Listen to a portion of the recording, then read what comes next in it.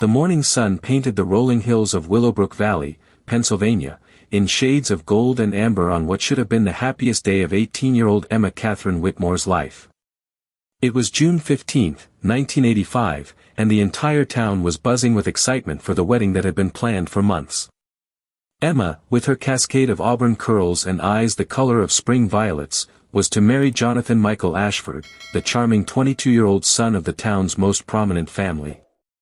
In the modest two-story house on Maple Street, Emma stood before her bedroom mirror, her hands trembling slightly as her mother, Helen Margaret Whitmore, fastened the dozens of tiny pearl buttons that lined the back of the wedding gown. The dress was a masterpiece of ivory silk and Belgian lace, handed down from Emma's grandmother and carefully altered to fit her petite frame. Each delicate detail had been lovingly preserved for this moment. "You look absolutely radiant, sweetheart," Helen whispered, her voice thick with emotion as she stepped back to admire her daughter. "Your grandmother would be so proud to see you wearing her dress." Emma's reflection gazed back at her, but something in her violet eyes seemed distant, almost troubled. She had been unusually quiet during the morning preparations, a stark contrast to the bubbly excitement she had shown during the months of wedding planning. "Mama," Emma said softly, turning from the mirror to face her mother, do you think 18 is too young to get married?" Helen paused in arranging the cathedral-length veil, surprised by the question. "Darling, you and Jonathan have been sweethearts since you were 15. You've both spoken about marriage for over a year now. What's brought this on?" Emma fidgeted with the seed pearls sewn into her bodice, her gaze dropping to the polished hardwood floor. "I don't know, Mama. It's just, sometimes I feel like there's so much I haven't seen or done yet. Jonathan talks about settling down immediately, starting a family right away, never leaving Willowbrook Valley. What if there's more to life than what we know here?" Before Helen could respond, a gentle knock interrupted their conversation. Emma's father, Robert James Whitmore, peered around the door, his weathered face breaking into a tender smile at the sight of his only daughter in her wedding finery. "The car is here, Princess," he announced, his voice carrying the hint of a tremor that revealed his own emotional state. "Are you ready to become Mrs. Jonathan Ashford?" Emma took a deep breath, forcing a smile that didn't quite reach her eyes. "As ready as I'll ever be, Daddy."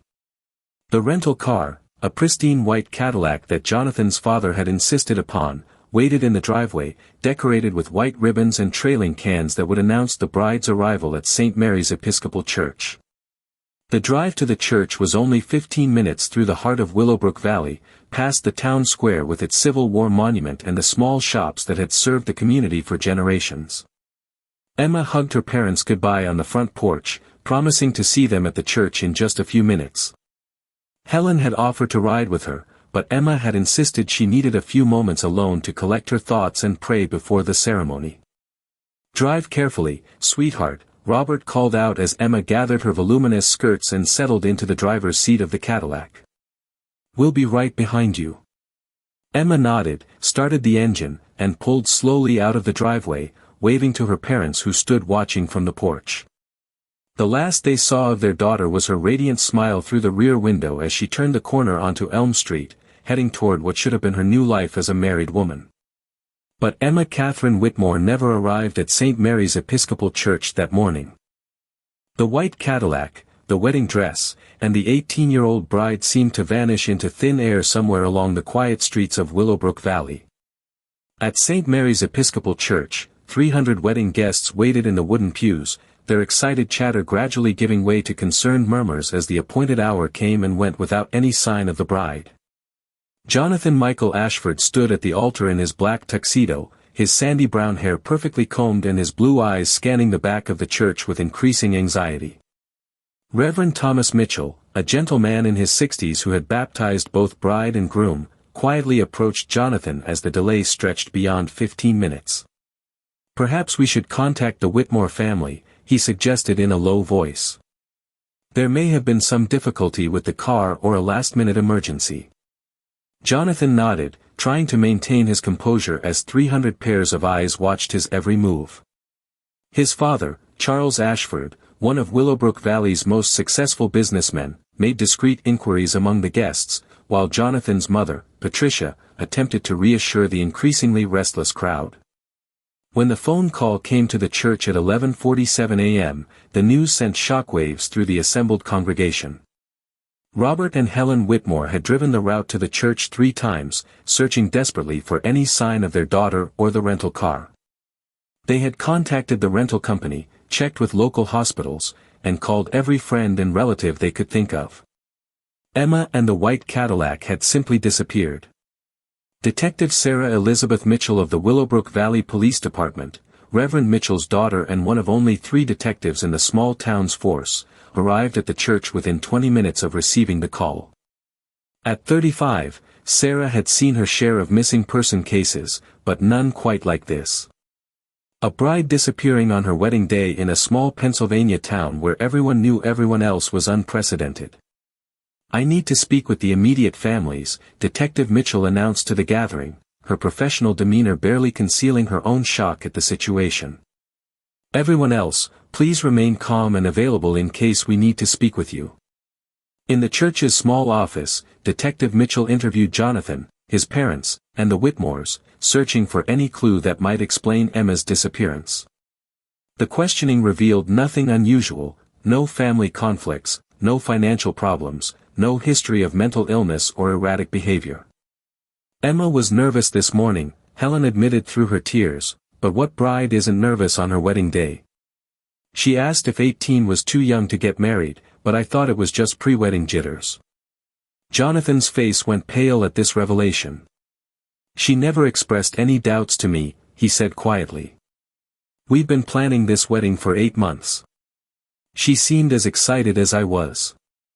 Detective Mitchell made careful notes, her experienced eye watching for any subtle reactions or inconsistencies in the stories. "Was there anyone who might have objected to this marriage? Any ex-boyfriends, family disputes, financial concerns?" Charles Ashford shifted uncomfortably in his chair. "Detective, I'll be frank with you. Some people in town thought Jonathan and Emma were too young, too different in their backgrounds and aspirations. My family has means, while the Whitmores are hardworking but modest people. But there was never any serious opposition to the marriage." "What about Emma's aspirations?" Detective Mitchell pressed. "Did she have plans for college, career goals, dreams beyond marriage?" Robert Whitmore's voice was barely above a whisper when he answered. "Emma was accepted to Pennsylvania State University. She had planned to defer enrollment for a year after the wedding, but she often talked about eventually studying literature and maybe becoming a teacher. She loved books, loved learning." This information seemed to surprise Jonathan, who turned to look at his future father-in-law with confusion. "She never mentioned college to me recently. We talked about starting our family right away." Detective Mitchell sensed undercurrents of tension and unspoken expectations that might have contributed to Emma's state of mind. However, her immediate concern was finding the missing young woman and determining whether foul play was involved. The initial search efforts were extensive and immediate. Within hours of Emma's disappearance, volunteer search parties combed the wooded area surrounding Willowbrook Valley. The local fire department dragged Miller's Pond, the largest body of water between the Whitmore house and the church. State police were contacted, and an APB was issued for the white Cadillac with Pennsylvania license plates. As the sun set on what should have been Emma's wedding day, the search efforts yielded no trace of either the bride or the rental car. It was as if Emma Catherine Whitmore had simply ceased to exist somewhere between her parents' front porch and the church where 300 guests had waited in vain for her arrival. The days following Emma's disappearance transformed Willowbrook Valley from a peaceful small town into the center of a media frenzy. News crews from Philadelphia and Pittsburgh descended upon the community, drawn by the compelling story of a bride who vanished on her wedding day. The small police force, unaccustomed to such attention, struggled to manage both the investigation and the constant requests for information from reporters. Detective Sarah Mitchell worked 18-hour days, following every lead and interviewing every person who might have had contact with Emma in the weeks before her disappearance. The investigation revealed a complex picture of a young woman caught between competing expectations and dreams. Emma's high school teachers described her as an exceptional student with a love of literature and writing. Margaret Thompson, her English teacher, revealed that Emma had written several short stories that showed remarkable maturity and insight for someone her age. Emma had a gift for seeing beneath the surface of things, Mrs. Thompson told Detective Mitchell during their interview. Her writing often explored themes of choice and freedom, of young women finding their own paths in life. I always thought she had the potential for great things if she chose to pursue her education. This artistic and intellectual side of Emma seemed at odds with the image of a young woman eager to settle into immediate domestic life. Detective Mitchell began to suspect that Emma's disappearance might have been voluntary, a desperate attempt to escape a future that felt increasingly confining. The investigation into Jonathan Ashford and his family revealed no criminal history or signs of abusive behavior, but it did uncover significant social and economic pressure surrounding the marriage. The Ashfords were one of Willowbrook Valley's founding families, and Jonathan was expected to eventually take over his father's business empire. Emma's role in this future had been largely predetermined, the perfect wife who would produce heirs and support her husband's social and business obligations. Emma sometimes seemed overwhelmed by all the expectations, confided Rebecca Summers, Emma's closest friend since childhood. The Ashfords had very specific ideas about how a proper wife should behave, what she should be interested in, how she should spend her time. Emma loved Jonathan, but I think she was beginning to realize that marrying him meant giving up parts of herself she wasn't ready to lose. 3 weeks after the disappearance, the white Cadillac was discovered in a parking garage in Philadelphia, nearly 200 miles from Willowbrook Valley. The car had been abandoned on level 3 of the Liberty Bell parking garage, and surveillance footage showed that it had been parked there at approximately 3:30 p.m. on June 15, the day of the planned wedding. The discovery of the car raised more questions than it answered. Emma, still wearing her wedding dress, would have been highly conspicuous in downtown Philadelphia. Security cameras at the garage showed the car arriving, but the driver was not visible due to the angle and the tinted windows of the Cadillac. Detective Mitchell traveled to Philadelphia to examine the car and coordinate with city police. The vehicle yielded few clues, no signs of struggle, no blood, no indication of foul play. Emma's purse was found on the front seat, containing her driver's license, some cash, and a small notebook filled with what appeared to be poetry and personal reflections. One entry in the notebook, dated 3 days before the wedding, caught Detective Mitchell's attention. How do you choose between love and dreams? How do you know if you're making the right decision when everyone around you seems so certain of what you should want? I feel like I'm standing at a crossroads, and every path leads away from something precious. The Philadelphia police conducted their own investigation, interviewing witnesses and checking surveillance footage from surrounding areas, but no trace of Emma was found. It was as if she had stepped out of the car in her wedding dress and simply vanished into the city. As months passed without any breakthrough in the case, theories began to proliferate. Some believed Emma had been kidnapped and murdered, her body hidden so well that it might never be found. Others suspected she had chosen to disappear, perhaps with the help of someone who had provided her with new identity documents and a fresh start somewhere far from Willowbrook Valley. The impact on the families was devastating. Helen Whitmore suffered a nervous breakdown and required months of therapy to cope with the uncertainty surrounding her daughter's fate. Robert threw himself into the search efforts, spending his life savings on private investigators and following up on every reported sighting of Emma across the country. Jonathan Ashford's reaction was perhaps the most complex. Publicly, he maintained his love for Emma and his belief that she had been taken against her will. However, privately, he struggled with the implications of her pre-wedding doubts and the possibility that she had chosen to leave rather than marry him. I keep wondering if I really knew her at all, Jonathan confided to Reverend Mitchell during one of their counseling sessions. We talked about our future together, but maybe I was doing all the talking and she was just agreeing to please me. Maybe I was so focused on what I wanted our life to be that I never really asked what she wanted. As 1985 turned into 1986, the active investigation gradually wound down. Detective Mitchell continued to follow up on leads and maintain contact with law enforcement agencies across the country, but with no new evidence, the case grew cold. Emma's disappearance became one of those tragic mysteries that small towns remember for generations, a cautionary tale that parents tell their children about the dangers of the wider world. The years that followed brought significant changes to Willowbrook Valley and to all the people whose lives had been touched by Emma's disappearance. Jonathan Ashford eventually left town, unable to bear the constant reminders of the wedding that never was. He moved to California, where he built a successful career in technology and eventually married a woman he met through his work. However, those who knew him well said he never quite seemed to find the same joy and optimism that had characterized his younger years. Detective Sarah Mitchell was promoted to Chief of Police in 1991, and Emma's case remained one of her highest priorities throughout her career. She maintained detailed files and continued to pursue any leads that emerged, no matter how tenuous. Every few years, she would review the evidence again, hoping that time and perspective might reveal something she had missed. The Whitmore family never recovered from the loss. Robert died of a heart attack in 1993, and many believed that the stress and grief of Emma's disappearance had contributed to his declining health. Helen lived until 2001, but she never stopped hoping that her daughter would walk through the front door and explain where she had been all those years. She kept Emma's room exactly as it was the morning of the wedding, recalled their neighbor, Dorothy Phillips. Every Sunday, Helen would set a place at the dinner table for Emma, just in case she came home.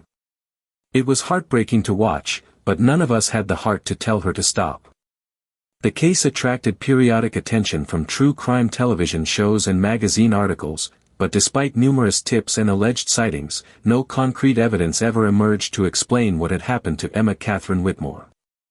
The story became part of local folklore, told and retold with variations that sometimes bore little resemblance to the actual facts. Some versions of the story claimed that Emma had been seen living under an assumed name in various cities across the United States. Others suggested that she had been murdered by a serial killer who had never been caught.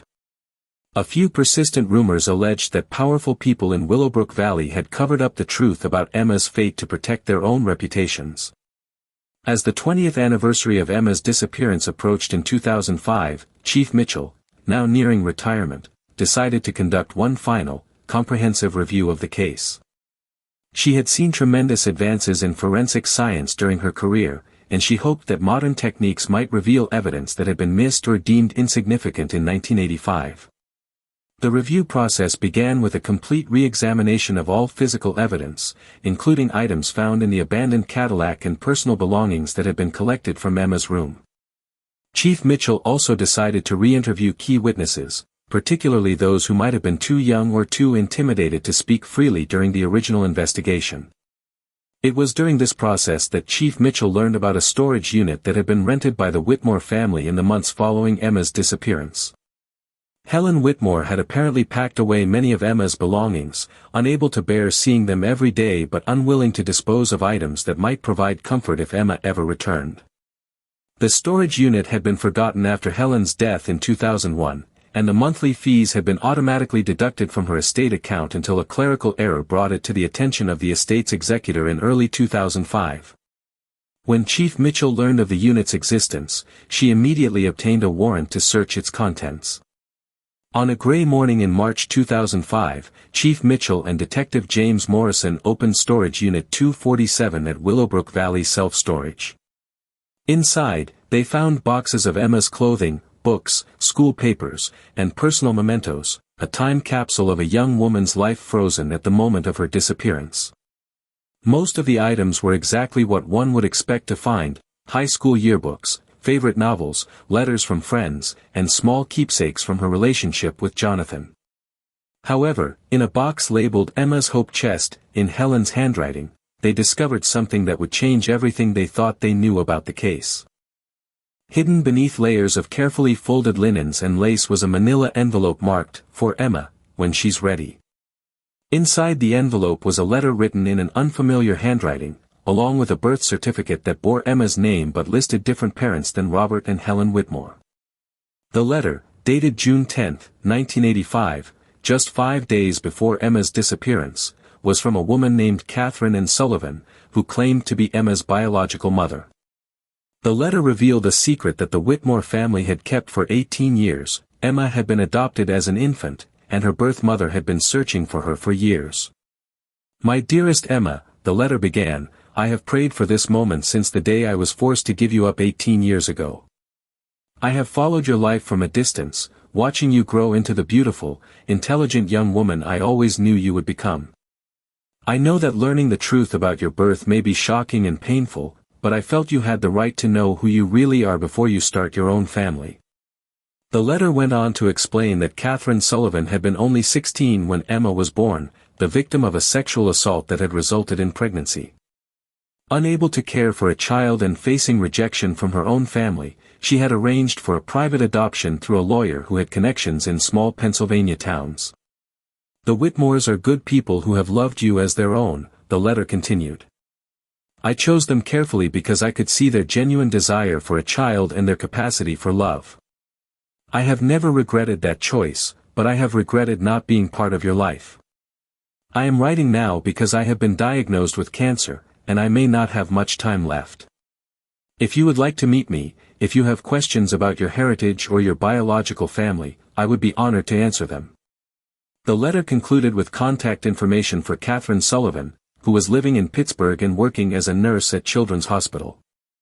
She had included several photographs showing a striking resemblance to Emma, as well as medical information about her family history that might be important for Emma's future health decisions.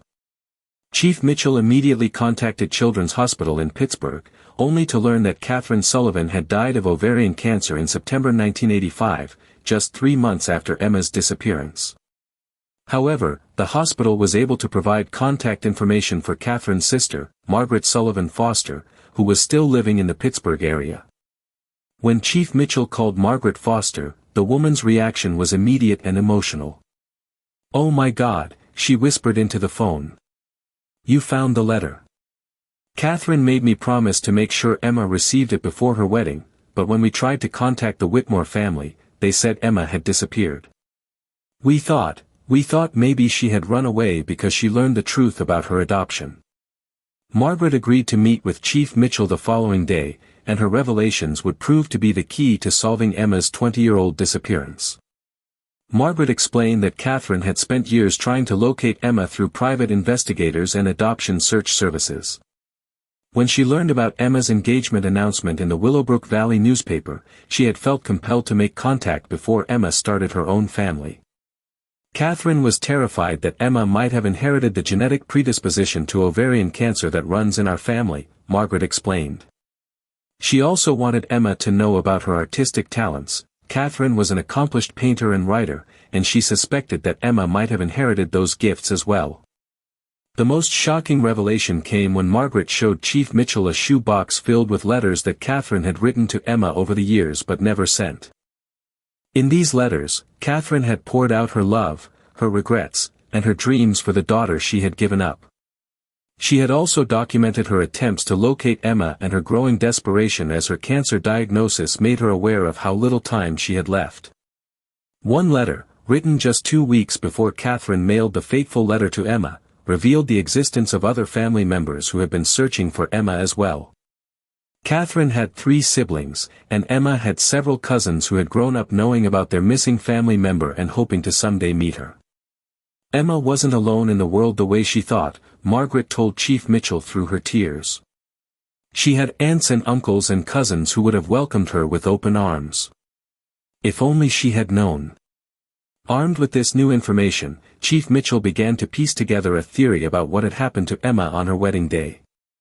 The timing of Catherine's letter, arriving just 5 days before the wedding, suggested that Emma had learned about her adoption and her biological family at the worst possible moment. Already struggling with doubts about her future, the revelation that her entire life had been built on a secret would have been devastating. Chief Mitchell theorized that Emma had probably confronted her adoptive parents about the letter, leading to an emotional scene that might have confirmed her fears about being trapped in a life that wasn't truly her own. The decision to disappear may have been impulsive, driven by a desire to learn more about her biological family and to escape the overwhelming pressure of a wedding that no longer felt right. The discovery in Philadelphia began to make more sense in this context. Emma might have driven to the city specifically because she knew that Catherine Sullivan lived in nearby Pittsburgh. The timing would have allowed her to arrive in Pittsburgh by evening, possibly planning to surprise her biological mother and finally get answers to the questions that had apparently been troubling her. Chief Mitchell contacted the Pittsburgh Police Department and requested that they search their records for any reports involving a young woman in a wedding dress around June 15, 1985. What they found confirmed her theory and provided the breakthrough that had eluded investigators for 20 years. On June 16, 1985, the day after Emma's disappearance, Pittsburgh police had responded to a call about a disturbed young woman in formal dress who had been found wandering the halls of Children's Hospital. The woman, who appeared to be in her late teens, had been asking for Catherine Sullivan but became agitated when told that Ms. Sullivan was not available. Hospital security had contacted police when the woman became increasingly upset and began talking about finding her real mother and learning the truth about her life. The police report indicated that the young woman had been taken to Western Psychiatric Institute for evaluation, where she was held under the state's mental health laws for 72 hours. However, the woman had given a false name, Emma Catherine Smith, and had no identification with her. When she appeared calm and rational after the mandatory observation period, she had been released with a referral for outpatient counseling. The description matches Emma perfectly, Chief Mitchell told Margaret Foster when she called with the news. Brown hair, violet eyes, approximately 5 feet 4 inches tall, wearing what the report describes as elaborate white formal dress with extensive beadwork. The police even noted that she seemed highly intelligent and well-educated despite her emotional distress. Margaret was silent for a long moment before responding. "Chief Mitchell, there's something else I need to tell you. Something Catherine made me promise to keep secret unless Emma was ever found." What Margaret revealed next would finally explain what had happened to Emma Catherine Whitmore and why she had never returned home to Willowbrook Valley. Margaret Foster's revelation cast the entire mystery in a completely new light. She explained that Catherine Sullivan had not acted alone in her decision to contact Emma before the wedding. Catherine's older brother, Dr. Michael Patrick Sullivan, was a psychiatrist who specialized in adoption-related trauma and had been advising his sister on the best way to approach Emma. Uncle Michael was very concerned about the timing, Margaret told Chief Mitchell. He felt that contacting Emma so close to her wedding could cause serious psychological distress. But Catherine was dying, and she was desperate to make contact before it was too late. Dr. Sullivan had apparently developed a contingency plan in case Emma reacted badly to learning about her adoption. He had arranged for a colleague at Western Psychiatric Institute to be on alert for any young woman who might arrive seeking Catherine Sullivan. The plan was to provide Emma with immediate counseling and support while facilitating a meeting with her biological mother if Emma was emotionally ready for such an encounter. When Emma showed up at Children's Hospital asking for Catherine, the staff contacted Uncle Michael immediately, Margaret continued. He met with Emma at the psychiatric hospital and spent several hours talking with her about her feelings and helping her process the shock of learning about her adoption. According to Margaret, Dr. Sullivan had been impressed by Emma's intelligence and emotional maturity, but he was also concerned about her state of mind. Emma had apparently told him about her doubts regarding the wedding, her dreams of attending college, and her feelings of being trapped by other people's expectations. Emma told Uncle Michael that learning about Catherine felt like a sign from God that she was meant to be something different than what everyone expected, Margaret revealed. She said she felt like she had been living someone else's life and that meeting her biological family might help her figure out who she really was.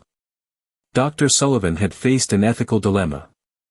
Emma was 18 and legally an adult, capable of making her own decisions about her life and her relationships. However, she was also clearly in emotional crisis, having abandoned her own wedding and traveled 200 miles in search of answers that might not provide the clarity she was seeking. The solution Dr. Sullivan had proposed was both practical and compassionate. He had offered to help Emma contact her adoptive parents to let them know she was safe, while also arranging for her to meet Catherine and learn about her biological family. He had also suggested that Emma might benefit from taking some time away from Willowbrook Valley to think about her future without the pressure of everyone's expectations. Emma agreed to call her parents, but she made Uncle Michael promise not to reveal her location, Margaret explained. She was afraid that if her parents knew where she was, they would come to Pittsburgh and try to convince her to return home immediately. This explained one of the most puzzling aspects of the case, the complete lack of contact between Emma and her family. Chief Mitchell realized that Emma had probably called home but had spoken to someone other than her parents, perhaps a neighbor or family friend who had been helping with the wedding aftermath, and had not revealed her identity or location. Dr. Sullivan had documented his sessions with Emma in detailed clinical notes, which Margaret had inherited after his death in 1998. These notes provided a window into Emma's state of mind during those crucial first days after her disappearance and revealed the complex emotions she had been struggling with. In one session, Emma had told Dr. Sullivan, "I feel like I've been sleepwalking through my own life. Everyone was so excited about the wedding, so certain that I was making the right choice, that I started to believe it too. But when I read Catherine's letter, it was like waking up and realizing that I had been dreaming someone else's dream." Emma had also expressed guilt about the pain her disappearance was causing her adoptive parents and Jonathan. "I love them all," she had told Dr. Sullivan, "but I can't live my life just to make other people happy. I need to figure out who I am when I'm not trying to be what everyone expects me to be." The most revealing entry in Dr. Sullivan's notes was from Emma's third session. Emma has decided to remain in Pittsburgh for the immediate future. She plans to enroll in community college classes and find work to support herself while she explores her relationship with her biological family. She recognizes that this decision will cause pain for the people she's leaving behind, but she feels it's necessary for her emotional and psychological development. "I have encouraged her to maintain some contact with her adoptive family, but she is adamant that she needs time and space to discover her own identity before she can rebuild those relationships."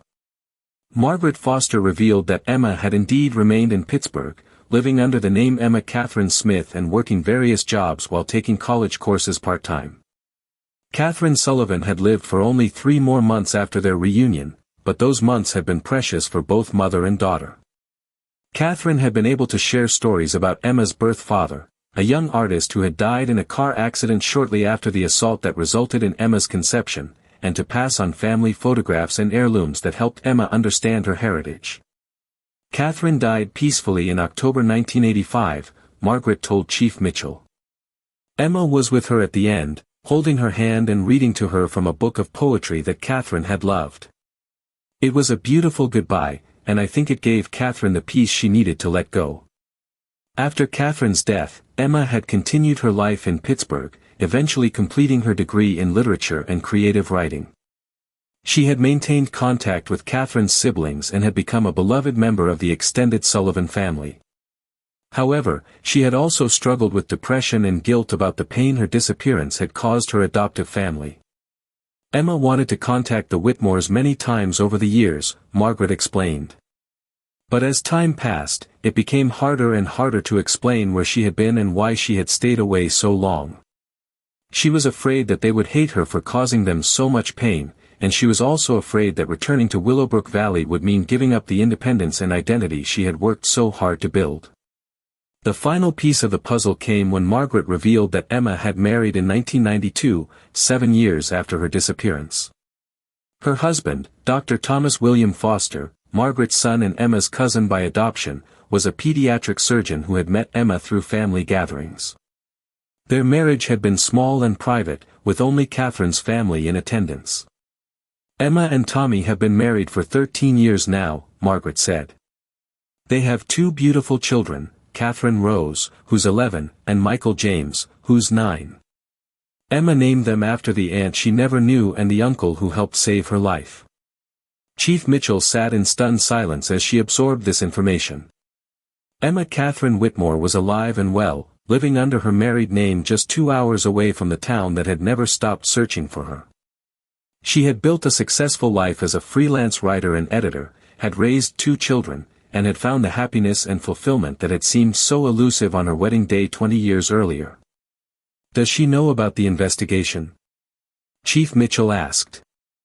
"Does she know that people are still looking for her?" Margaret hesitated before answering. "She knows, and it's been a source of tremendous guilt for her." Every few years, when there's a television show or newspaper article about her disappearance, Emma becomes very depressed. She wants to come forward and let everyone know she's safe, but she's terrified of the consequences.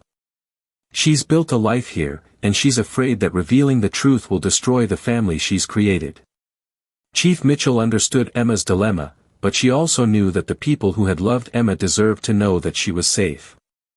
Robert and Helen Whitmore had died without ever learning their daughter's fate, but there were others, friends, extended family members, and even Jonathan Ashford, who were still wondering what had happened to the bride who had vanished on her wedding day. Would Emma be willing to meet with me? Chief Mitchell asked. I'm not interested in prosecuting her for filing a false police report or causing public alarm. I just want to close this case and give people some peace of mind. Margaret promised to speak with Emma and arrange a meeting if possible. She also provided Chief Mitchell with copies of Dr. Sullivan's clinical notes and other documents that verified Emma's story. For the first time in 20 years, Chief Mitchell felt confident that she finally understood what had happened to Emma Catherine Whitmore.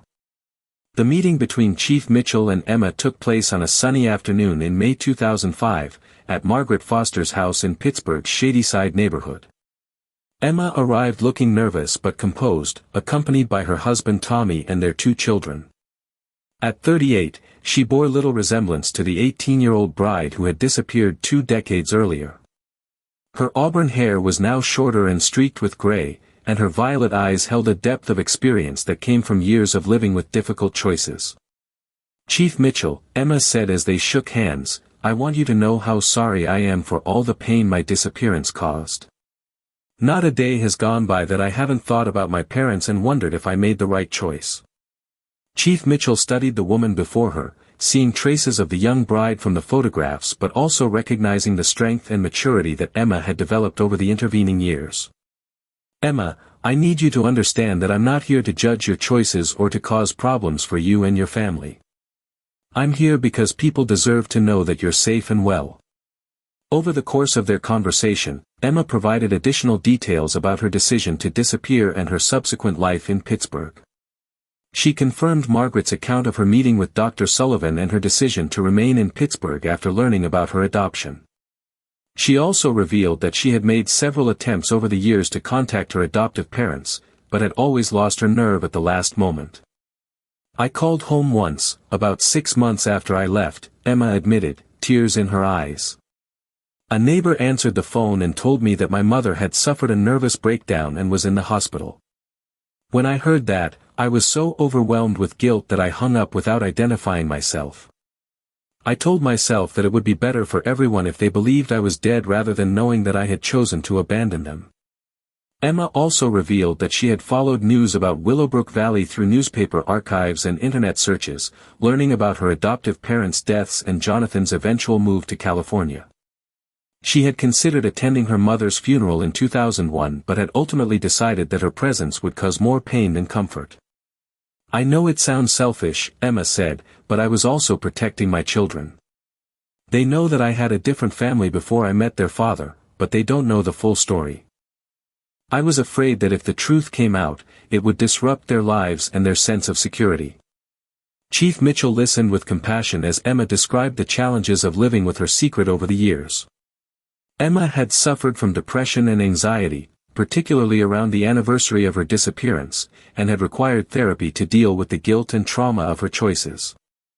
I've never regretted leaving, Emma said carefully, but I've regretted the way I left. I was 18 years old and terrified, and I made a decision that seemed like the only option at the time. If I had it to do over again, I would have found a way to let my parents know I was safe, even if I couldn't explain where I was or why I needed to stay away. The conversation turned to the question of what to do with this information. Chief Mitchell explained that she had a responsibility to close the case officially, which would likely result in some public attention. However, she was willing to work with Emma to minimize the disruption to her current life. I can't promise that there won't be media interest, Chief Mitchell said, but I can control how much information is released and when. The important thing is that people know you're alive and well, and that you made this choice freely. Beyond that, your privacy and your family's privacy are your own business. Emma asked for time to discuss the situation with her husband and to prepare her children for the possibility that their family's story might become public. She also wanted to contact some of the people from Willowbrook Valley who had been closest to her, particularly those who were still alive and might have been wondering about her fate. "There's one person I especially need to speak with," Emma said quietly. "Jonathan. I know he moved to California, but if he's willing to talk to me, I owe him an explanation and an apology. He deserved better than being left at the altar without any explanation." Chief Mitchell agreed to help Emma make contact with Jonathan Ashford and any other people she wanted to reach before the case was officially closed. She also promised to handle the media attention as sensitively as possible, focusing on the facts of Emma's disappearance and recovery rather than the more sensational aspects of the story. As their meeting concluded, Emma's 11-year-old daughter, Catherine Rose, approached her mother shyly. "Mommy, is everything okay? You look sad." Emma knelt down to her daughter's eye level and took her hands gently. "Everything is fine, sweetheart. Chief Mitchell is a police officer who's been looking for me for a very long time. I had to leave my first family when I was young, and she's been making sure I was safe." "Did you get lost?" the little girl asked with the innocent curiosity of childhood. Emma smiled through her tears. "In a way, yes. But I found my way to you and Daddy and Michael, so everything worked out the way it was supposed to." Chief Mitchell watched this interaction with deep emotion, understanding that Emma's choice to disappear had ultimately led to the creation of a loving family that wouldn't have existed otherwise. The moral complexity of the situation was not lost on her. Emma's decision had caused tremendous pain for some people, but it had also resulted in happiness and fulfillment for others. As she drove back to Willowbrook Valley that evening, Chief Mitchell reflected on the strange way that life sometimes unfolds. Emma's story was not the tragic ending that many had feared, nor was it the simple happy ending that others had hoped for. Instead, it was a complex human story about difficult choices, unintended consequences, and the courage required to forge one's own path in life. The process of officially closing Emma's case took several months, during which Chief Mitchell worked carefully to balance the public's right to know with Emma's family's right to privacy. Emma herself played an active role in this process, writing a statement that explained her decision to disappear and expressing her regret for the pain it had caused. "I was 18 years old and facing the most important decision of my life," Emma wrote in her statement. "Learning about my adoption just days before my wedding made me question everything I thought I knew about myself and my future. I made a choice to leave, not because I didn't love the people in Willowbrook Valley, but because I needed to discover who I was when I wasn't trying to be what everyone expected me to be." Emma also arranged to meet with several people from her past, including some of her high school friends and teachers who were still living in the area. These reunions were emotional but healing, allowing Emma to reconnect with people who had cared about her and giving them the closure they had needed for 20 years.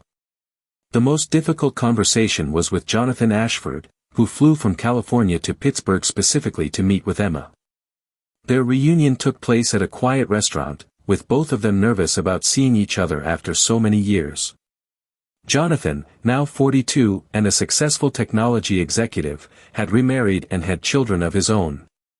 However, Emma's disappearance had profoundly affected his life, making him more cautious about relationships and more aware of the importance of truly understanding the people he cared about. "Emma," Jonathan said as they sat across from each other in the restaurant booth, "I need you to know that I forgave you a long time ago. I spent years being angry and hurt, but eventually I realized that if you felt you had to leave, then our relationship wasn't what either of us needed it to be." Emma cried as she listened to Jonathan's words. "Jonathan, I am so sorry for the way I handled everything. You deserve an explanation, deserve to know that my leaving had nothing to do with you personally and everything to do with my own confusion about who I was and what I wanted from life." Their conversation lasted for hours, covering 20 years of separate experiences and helping both of them understand what had really happened during their relationship. Jonathan revealed that he had often wondered if he had been too controlling or too focused on his own vision of their future together. "Looking back," Jonathan said, "I think I was in love with the idea of being married to you more than I was in love with you as a person. I had this whole picture in my mind of what our life would be like, but I never really asked you what you wanted that life to look like." Emma nodded, recognizing the truth in his words. "I was so young, and I thought love meant agreeing with everything you wanted. I didn't know how to express my own dreams and desires without feeling like I was being selfish or ungrateful." By the end of their meeting, both Emma and Jonathan felt that they had found closure and forgiveness. Jonathan was able to see that Emma's decision, while painful, had ultimately been the right one for both of them. Emma was able to release the guilt she had carried about hurting someone she had genuinely cared about. "I'm happy," Jonathan told Emma as they prepared to part ways. "My wife Sarah and I have a real partnership, and I learned from what happened with us to be a better listener and a more supportive partner. In a strange way, your leaving taught me how to love more unselfishly." Emma smiled through her tears. "I'm happy too, Jonathan. And I'm glad we both found the love we were really looking for, even if it took us longer than we expected." The official closure of Emma's case was announced in July 2005, exactly 20 years after her disappearance. Chief Mitchell held a press conference in which she revealed that Emma had been found alive and well, living under her married name in Pennsylvania. She emphasized that Emma had left voluntarily and that no crime had been committed. The announcement generated significant media attention, with several national news programs covering the story of the bride who had disappeared on her wedding day and resurfaced 20 years later. However, Chief Mitchell and Emma worked together to control the narrative, focusing on the importance of young people having the freedom to make their own life choices rather than on the more sensational aspects of the story. Emma agreed to give one television interview, appearing on a daytime talk show to share her story and encourage other young people who might be struggling with family expectations or life decisions. Her message was simple but powerful: it's never too late to be honest about who you are and what you want from life, but it's also important to consider how your choices will affect the people who love you. The response to Emma's story was overwhelmingly positive, with many viewers expressing admiration for her courage in forging her own path and relief that the mystery had finally been solved. Some criticism was directed at Emma for the pain she had caused her adoptive parents, but most people seemed to understand that she had been a confused teenager facing an impossible situation. In Willowbrook Valley, the revelation of Emma's fate brought a sense of closure to a community that had been haunted by her disappearance for 2 decades.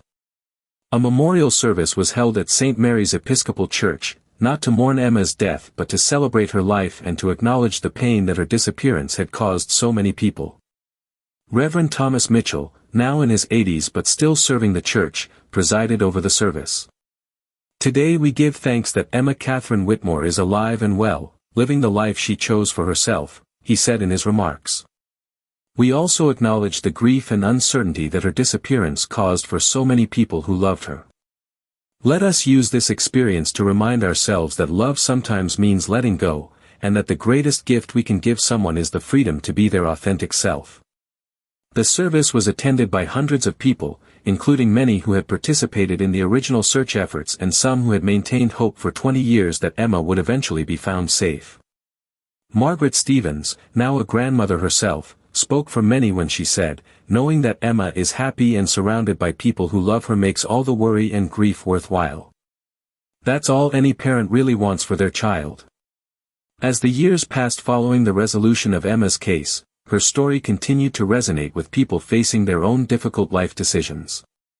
Emma herself became involved in counseling work, particularly with young women who were struggling with family expectations or relationship pressures. "I learned that you can't live your life trying to make everyone else happy," Emma would tell the young women she counseled. "But I also learned that there are usually better ways to handle difficult situations than just running away. Communication, honesty, and asking for help are usually more effective than disappearing." Emma also worked to establish a scholarship fund in memory of her adoptive parents, providing financial assistance to young people from Willowbrook Valley who wanted to pursue higher education. The Robert and Helen Whitmore Scholarship became a lasting tribute to the couple who had loved Emma unconditionally, even when they couldn't understand her choices. In 2010, 25 years after her disappearance, Emma returned to Willowbrook Valley for the first time since her wedding day.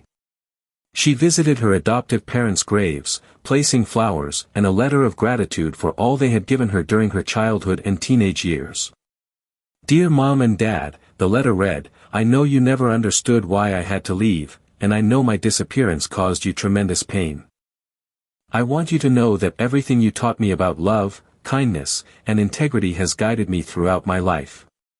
You gave me the strength to make difficult choices and the faith to believe that everything would work out according to God's plan.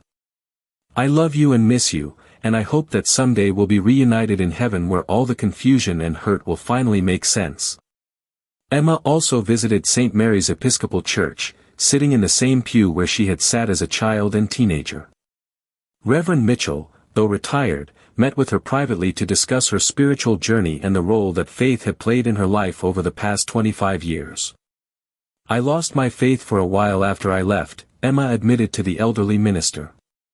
I was angry at God for making my life so complicated, for giving me parents who weren't my biological parents, for making me feel like I had to choose between love and freedom.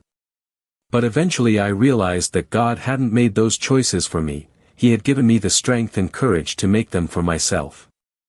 Reverend Mitchell smiled at Emma's words. Faith isn't about having an easy life, Emma.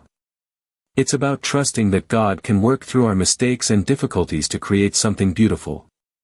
Your story is proof of that truth.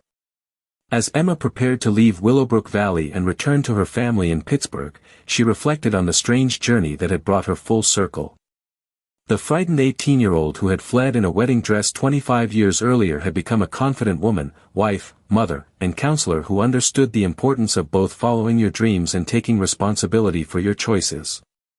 Emma's children, now teenagers themselves, had accompanied her on this trip and had met some of the people who had known their mother in her youth.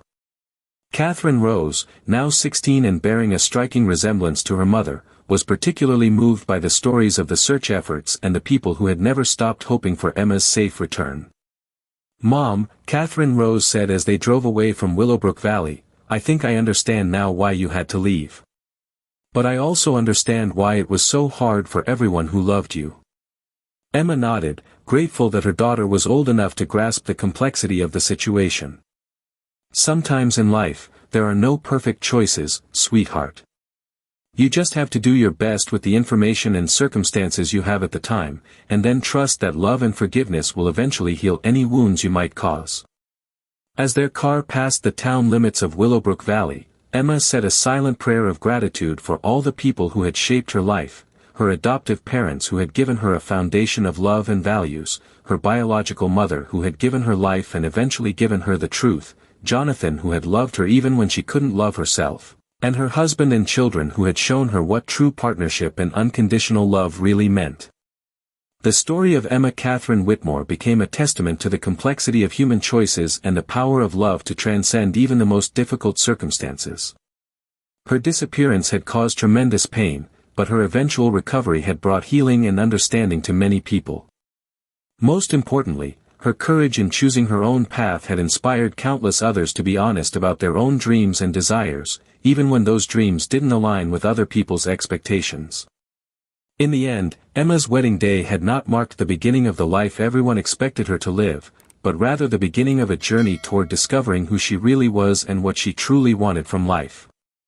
The bride who had disappeared had become a woman who understood that the greatest gift we can give ourselves and the people we love is the courage to be authentic, even when authenticity comes at a significant cost. 20 years after finding that shocking letter, Emma's story continued to remind people that truth has a way of emerging, that love can survive even the most unexpected revelations, and that sometimes the most difficult decisions lead to the most beautiful destinations. Her wedding dress, never worn down the aisle, had become a symbol not of a dream deferred but of a woman brave enough to change course when she realized she was heading in the wrong direction. As Emma often told the young women she counseled, my wedding dress was supposed to represent the beginning of my happily ever after, but it turned out to be the costume I wore while I was still pretending to be someone else. My real happily ever after began when I had the courage to take it off and discover who I really was underneath.